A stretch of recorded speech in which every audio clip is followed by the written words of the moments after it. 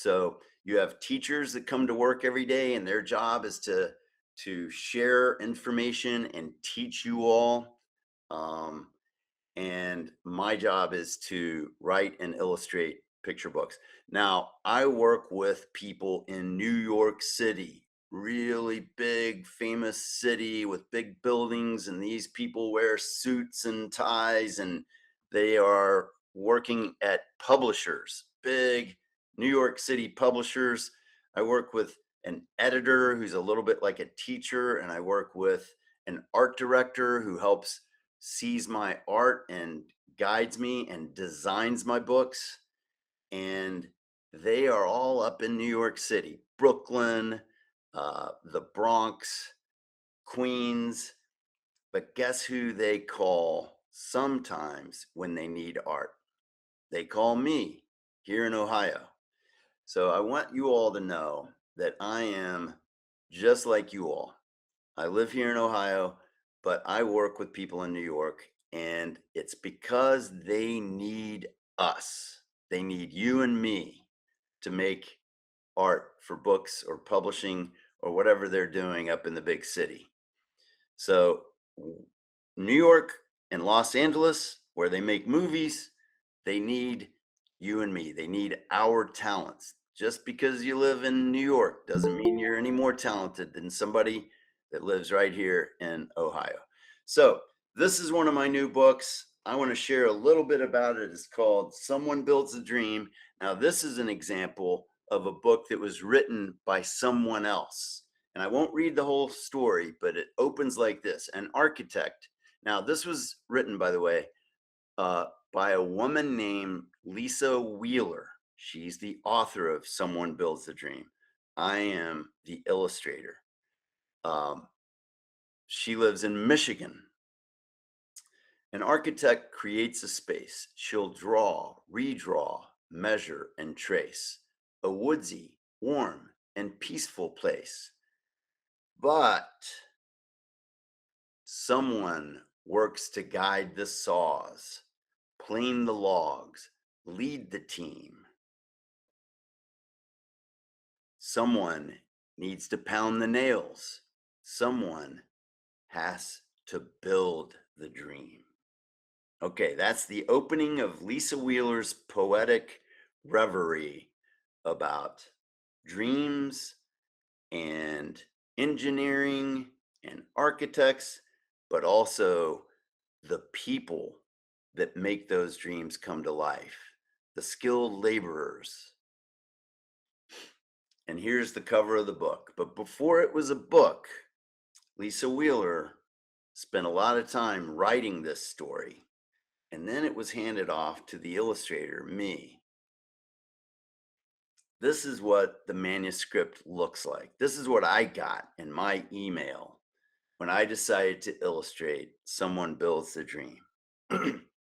Now, I love this manuscript. I love this. I wanted to be a part of this project for two reasons. Number one, I thought, wow, this is a book that is not just talking about engineers and architects, it's talking about specifically, like I said, the people that work hard every day that make our world work.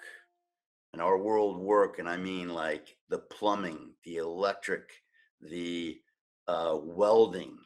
It's one thing to design a big steel bridge, but they need somebody to weld that steel and even make that steel. And these are the important people in our world that I think deserve a much needed spotlight, those skilled laborers. And also, it hit me in my artistic influence, the work that I love the most. And I want to show you some of this work. This is stuff that was created over 100 years ago in some cases. And all these years, it influences me. So, as an artist, I really look at the art that came before us so that I can influence the art that I make today. There was a thing called the Works Progress Administration, and it was in the 30s and 40s in America, and it was a government funded thing to get artists working. And they also made art, but they also built golf courses, they built bridges. And this is the kind of art that inspired me. Now, this is a mural that was probably created almost 100 years ago. You see that movement, you see that you can feel that work. There's the steel. These artists, my favorites were the American regionalist painters, notably Thomas Hart Benton. Look at that. You can feel that art. You can feel that movement. These American regionalists painted the Midwest. They painted the West. They painted America. They painted, in a lot of cases, agriculture. You guys may have heard of Grant Wood. Now, I'll show you a little briefly, but I have a book series called Otis the Tractor, which I've written and illustrated. And Otis is a tractor that lives on a farm and works on a farm. And you can see a lot of this Grant Wood influence in the art for Otis the Tractor. So want to share my process for making the pictures in Someone Builds a Dream. Now, a lot of people in my field, a lot of the books you'll see in your libraries and bookstores are being done these days on a computer. They're doing digital art, and it's great. There are a lot of really great books that are being created, believe it or not, completely on an iPad in a program called Procreate. It's all fine. They can do things that I can't do by hand, but I just like to make my art by hand, like I did when I was your age, just drawing pictures um, of Charlie Brown or of horses or whatever interested me. So I start with a pencil drawing. You can see the one on the left. Now I'm going to show you my process for making the art for the cover of Someone Builds the Dream. You see the one on the left. At that point, I was just concepting. I've got a half bridge in the background. I know that they're going to put the title treatment, Someone Builds a Dream, up there in the sky. So I'm leaving room for that. But I've got 3 workers. And then I thought, okay, and I'm sharing this with the editor, who's a little bit like a teacher, and I'm sharing it with the art director who is designing. She's the one that's going to strip in and design the title treatment at the top. So they said, ooh, this is really cool, Loren, but you know what?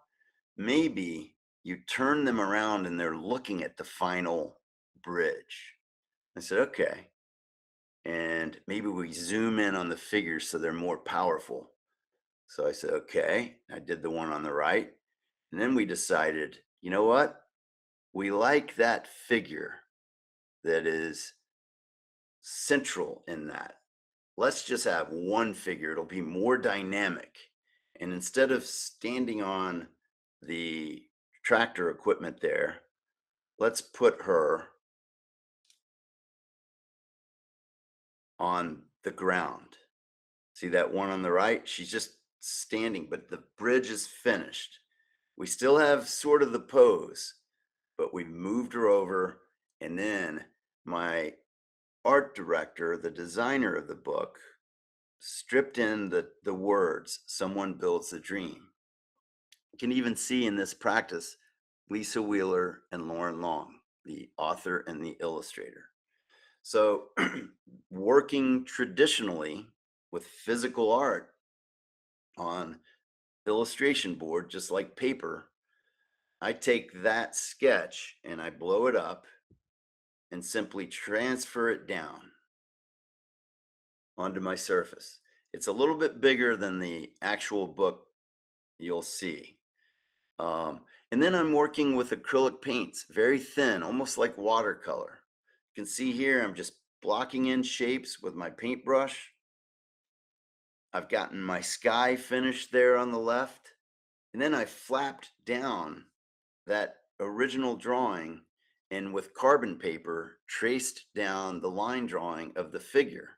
So I've gotten the background set and I know that it's soft enough that when I paint the strong darks and lights of the figure in the foreground, the woman holding that wrench in that, majestic pose, I know that background will float back in the figure, the dark figure in the front, in the front will pop forward. And watch how this happens. See that? I'm right here with that white. I'm kind of blocking in my bridge, but then I paint that figure in the foreground, and boom, that background descends in the background into the back. So we've got a strong shadow sense on the woman, the figure in the front. And then I've got these soft little trees on that little hill. And then I've taken some pencils and put a little detail in them. And there's the final cover. So what I wanted to do in the books we're making these days, it's important for us to represent all different kinds of people.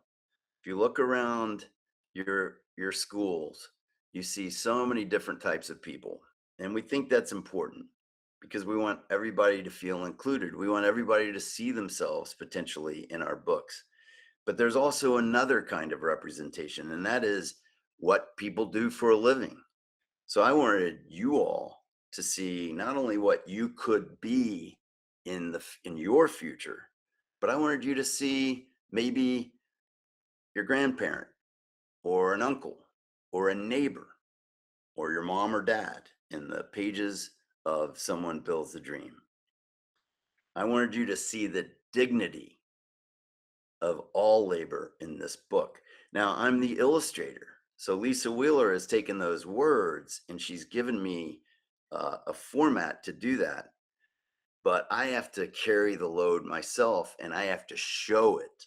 I wanted you to see it. I wanted you to see the work.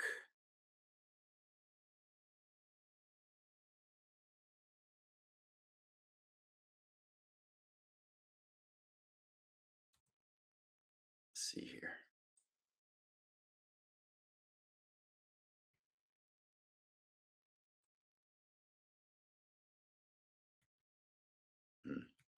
Having trouble moving the slide.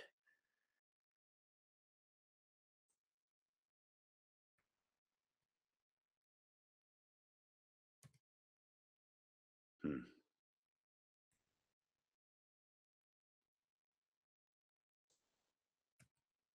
I wanted you to see the effort. I wanted you to literally see and feel the muscle and the sweat and the precision and the leadership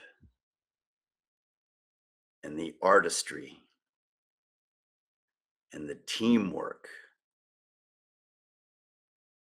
and the wonder. But most of all, I wanted you to see the pride. Okay, now I'm going to stop sharing. All right. So the only thing I would end with is and we can take questions, but just moving back to who am I and what do I do? I'm sitting here in my studio, and since I can't see what I'm showing you exactly, I just want you to look around. It's a messy studio, and this is where I work.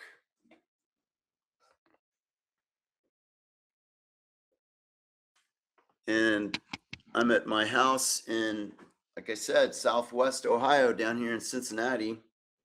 And here are a few of my books. I mentioned Otis the Tractor. Some of you may know Otis the Tractor. There's 6 of these books, 6 stories for Otis. And these are stories that I've written and illustrated. And here's a book called Little Tree that I both wrote and illustrated. And then most recently, I'm very proud of this book. It's called The Yellow Bus. And see, there's only one name on it. That means the same person wrote it and illustrated it. And then there's some other books, like a book called Change Sings, which was written by the inaugural poet, Amanda Gorman. And a very extraordinary project in my life and my career was to illustrate this book, written by President Barack Obama. This one went back to 2010, illustrated by Loren Long. So President Barack Obama wrote these words, and I put pictures to them. And that brings me, and I've had many other books, but this is the one we are highlighting today, Someone Builds a Dream, by Lisa Wheeler and Loren Long. So with that, Ms. Meek and Mr. Dudicon, do we have questions or anything like that that I could talk to the students with about? Yeah, sure. I know we had one question from one of our Beaver Creek schools, and they wanted to know what is your favorite color? Do you have a favorite color to work with? And do you sometimes work with crayons? Ooh, that's interesting. And if you have teachers, if there's other questions, if you want to type them in the chat, we can answer. We can try to do our best to answer that way too. Yeah. I am I changed my color. Now, when I was young, I loved red because it's such a strong color. And maybe like some of you, um, I love the Cincinnati Reds. And when I was little, I lived in Lexington, Kentucky. But if you live in Beaver Creek or the Dayton area or lots of Ohio and even Kentucky, even West Virginia and some in Indiana, the Reds are your team. And by the way, it seems like they're getting a pretty good start this year. So I think red would be my all-time favorite color, but I also love purple and orange. And after working on, there are three books that are very close to me and personal. The easiest answer is the one I'm working on now that hasn't been published. So there is a book coming in January called The Boy and the Island. So look for that, January of 2027. So I've already finished that art and it's now being printed and produced. But I'm really partial to Otis the Tractor. It was kind of the first book that maybe was was successful in my career, and we made it into a series, and it's even a television show on Apple TV called Get Rolling with Otis. So Otis is very special to me. The Little Tree book that I shared is special because of how writing and illustrating it was an actual comfort to me when my son was leaving for college, um, which is why I wrote the story. And then I very much am kind of close with The Yellow Bus for its meaning, and the art style was charcoal and black and white. Good question. Awesome. I do see the questions now. Miss Skaggs' class has a question. How long did it take you to write this book, Someone Builds the Dream, or to illustrate this book? Very good. Yeah. To illustrate this book, I probably spent 7 months. And I'll tell you what, the book came out during like spring of 2021. So if you guys, I know the students may not recall, but the teachers will. That meant I was working on this book during the year of 2020. So we work a year in advance because partly we have shipping channels and production time. So I'll finish a book and it won't come out till a year later. But yeah, so I was working on Someone Builds a Dream during COVID when everyone had to stay home. And since I work at home, it wasn't that big of an adjustment for me where that's concerned. But yeah, probably 7 or 8 months of my life I spend doing the final art on every book that I make. Wow, that's a long time. That's a long time. What, okay, I found the one from Miss Carrie Goodnaw's class. Let me get to it. How do you get your books published? So Uh, in out to everybody. well, that's a great question. Very good question.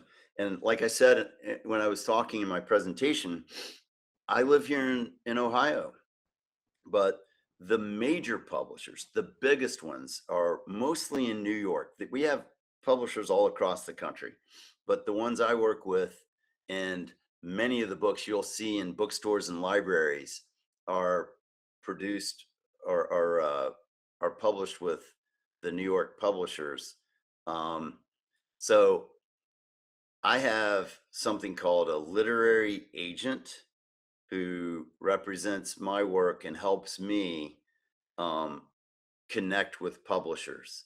And then it's that sounds kind of intimidating, but essentially he connects me with the publishers and the editors.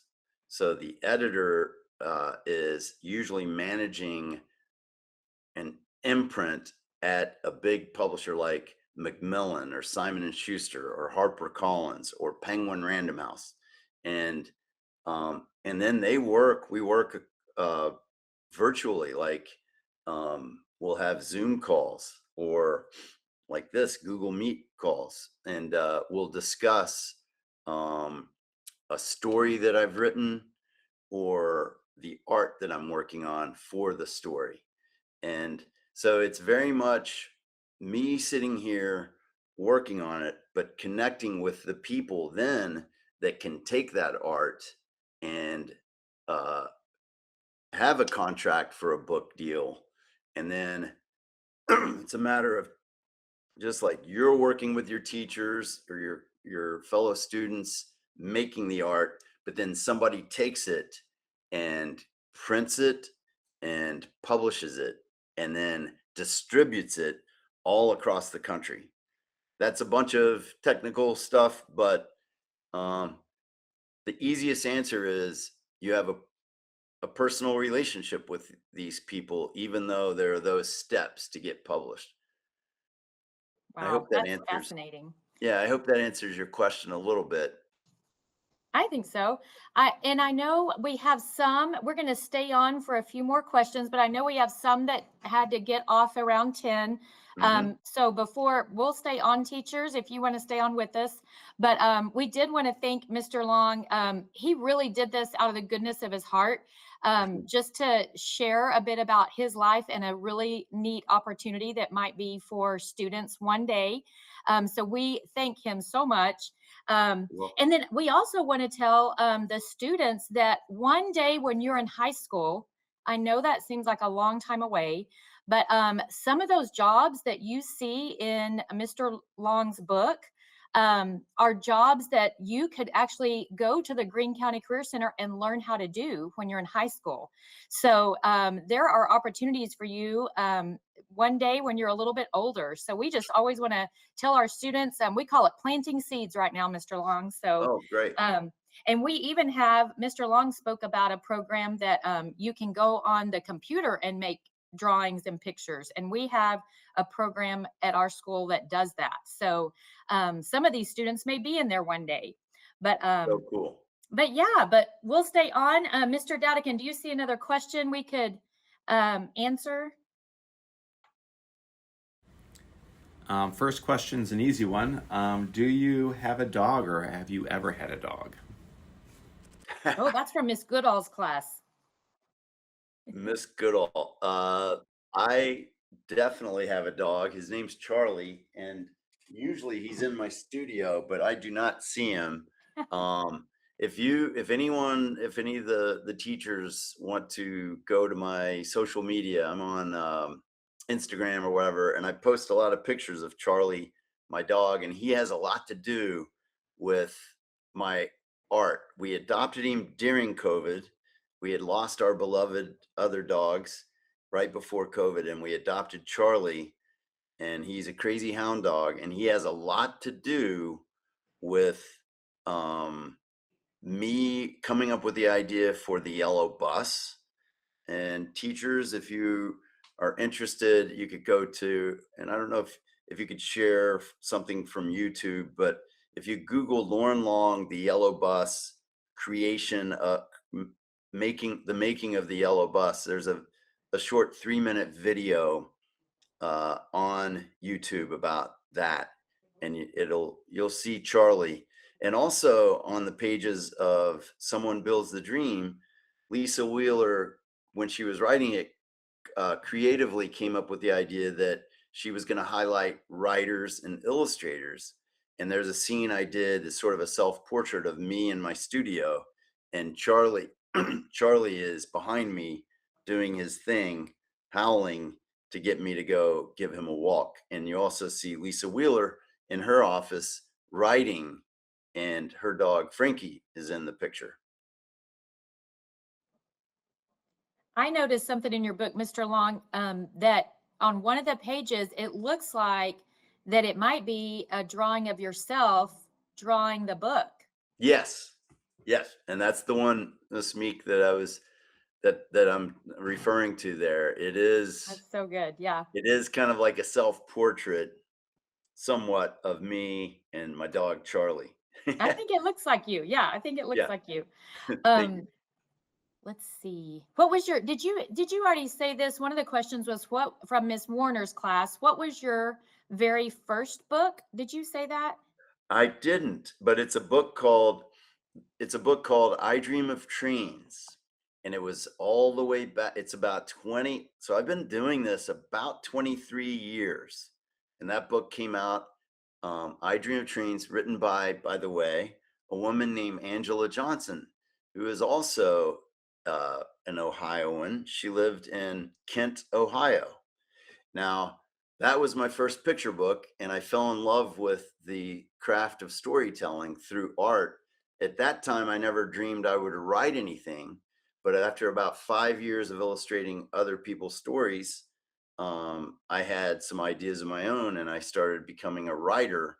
Um, but the other lesson in that is I didn't know Angela Johnson, the writer of that book. She lived in Kent, Ohio, and she worked with a publisher, Simon and Schuster, in New York. She didn't know who Loren Long was, and I didn't know who Angela Johnson was, but she was a professional children's book writer in Kent, Ohio, who had the publisher in New York. They found me in Cincinnati, and we collaborated to make that book. So there's a you can live anywhere and uh, connect and do work for people up in New York. And one thing Mrs. Meek said that's very important to me, and why I wanted to illustrate this book, Someone Builds a Dream, is uh, one of the very most important areas of work and that this country needs are those skilled laborers. And like you see in my art, the people that are doing the plumbing and the welding and the building and the electrician, you know. So um, hopefully that came through in that book, and I think that's what Lisa Wheeler wanted to demonstrate.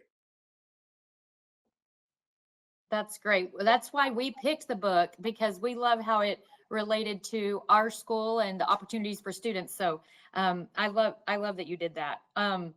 One of the questions from Ms. Kidd's class, it says, did you have or build a boat like the one in Toy Boat when you were little?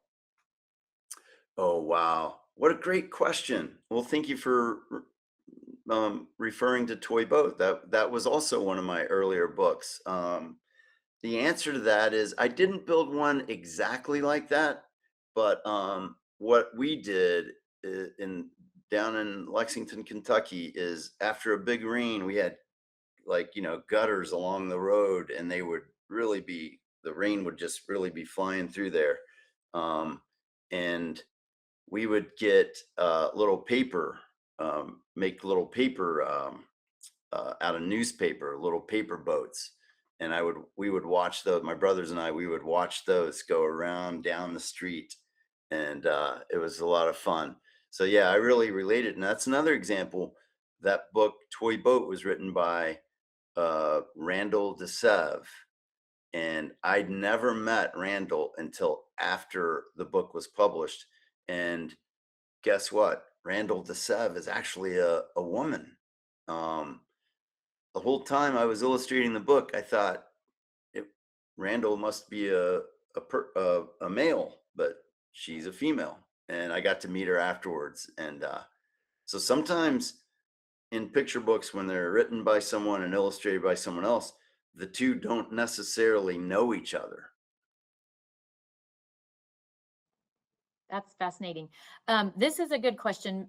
Miss Vogelsong's class, I hope I said that correctly. Did you always want to be an illustrator?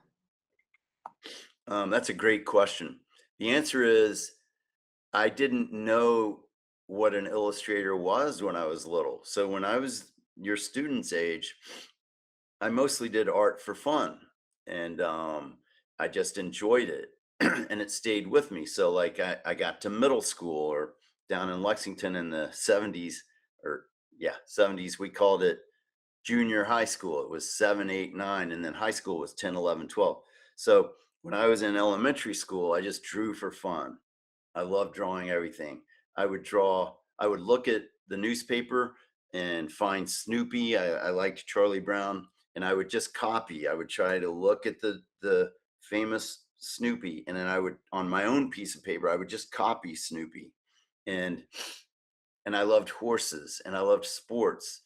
I would draw motorcycles and I would draw horses and all that for fun. Then I got to junior high school or middle school, and we started having art class. So we had electives. So I would always choose art every year, art class, art class, art class.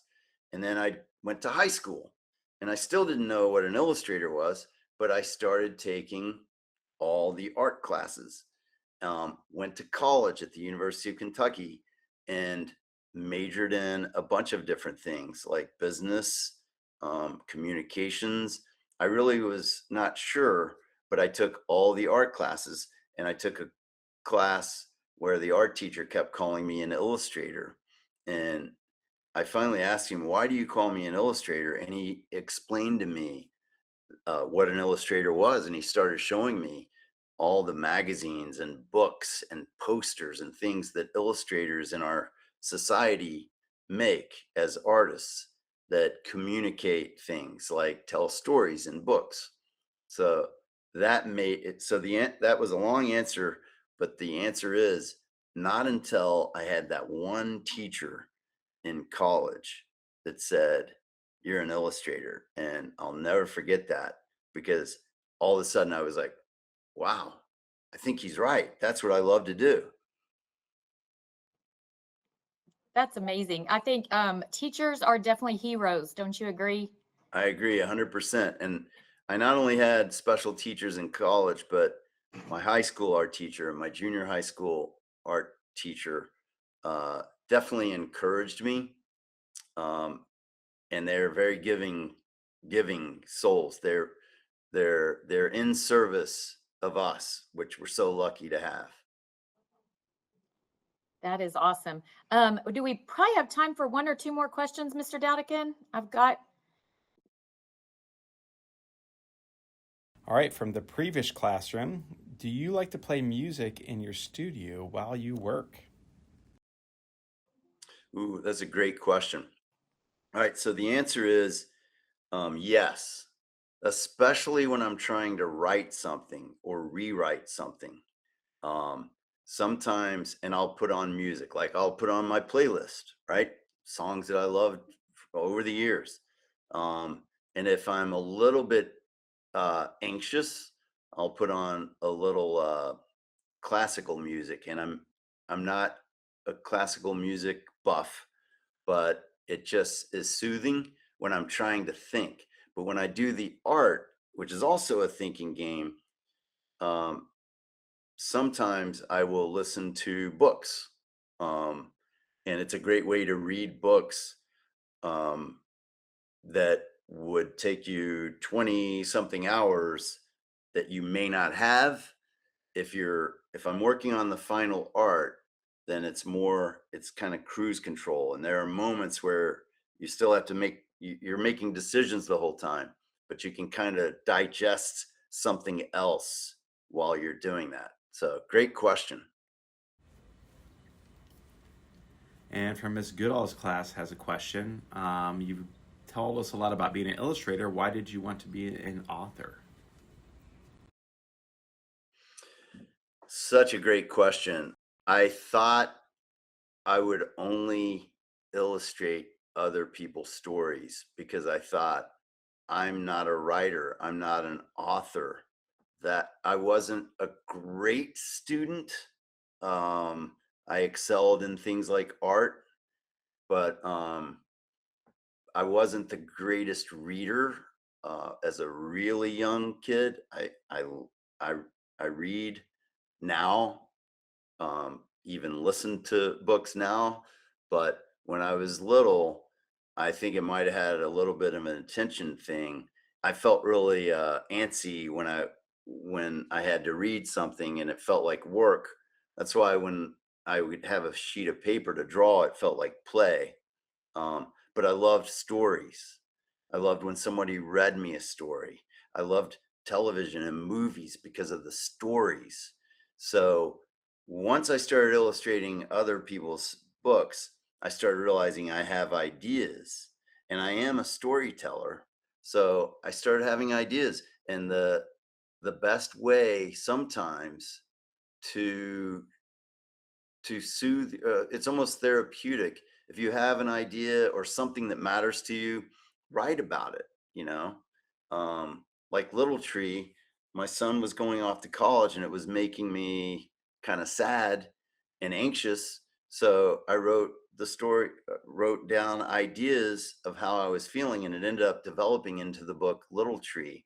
um, so yeah, the quick answer there is I started having ideas of my own that I thought were valuable, that I if they were valuable to me, then I thought I should share them with the world. That's awesome. I have a question for the students that are still on. How many of you like to draw? Oh, wow. Look at all those hands. Okay. Put your hands down. How many of you love to write? That is so great. How many of you love to read or have someone read to you? Awesome. Keep it up. That's how you get better and better and better. Thank you, Mr. Dowdicon, and thank you, Miss Meek, and all the students um, and teachers for letting me share some of your day. Thank you, guys. Bye. Bye.